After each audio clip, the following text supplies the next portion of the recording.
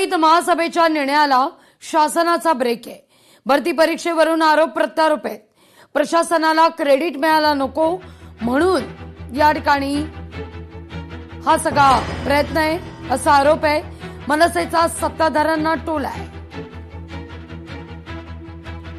या सगळ्याचा आढावा घेतलेला आहे आपल्या प्रतिनिधी आकांक्षा देशमुख यांनी। आपल्यासोबत अभिजित देसाई आहेत। सर, खरं तर जो निर्णय घेतलेला महासभेत तो स्थगित केलेला आहे, आयुक्तांचं तुम्ही कशा पद्धतीने पाठिंबा केला? बघा, ह्याच्यात पाठिंबा देण्याचा विषय नव्हता। ह्याच्यामध्ये नवी मुंबईतील सुद्धा मुलं होती। 132 जागांसाठी फक्त नोकर भरती काढलेली आहे। 4100 जागा अजून रिक्त आहेत। 25 वर्षांची सत्ता आहे।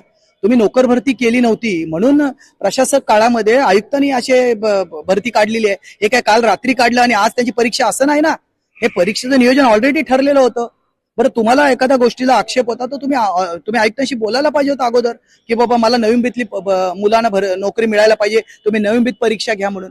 लक्षात असू द्या, जर TCS ही जी कंपनी आहे ही सगळीकडे नोकर भरती करते, म्हणजे ती परीक्षा घेते। तर परीक्षा घेताना त्यांचे जे सेंटरल आहेत तिथं त्यांनी घेतलेले आहेत। पारदर्शकपणे परीक्षा व्हायला पाहिजे, हा त्यातला प्रशासनाचा हेतू होता आणि त्याच्यामध्ये नक्कीच त्याचं कौतुकच आहे की त्यांनी पारदर्शकता ठेवण्यासाठी हे नियोजन केलं। आता त्याच्यामध्ये नवी मुंबईतून सुद्धा मुलं गेलीत ना संभाजीनगरला परीक्षा देण्यासाठी। नवी मुंबईतून सुद्धा पुण्यात मुलं गेलेली आहेत। बरं, 132 त्याची 113 जागा या आरोग्य विभागाच्या आहेत।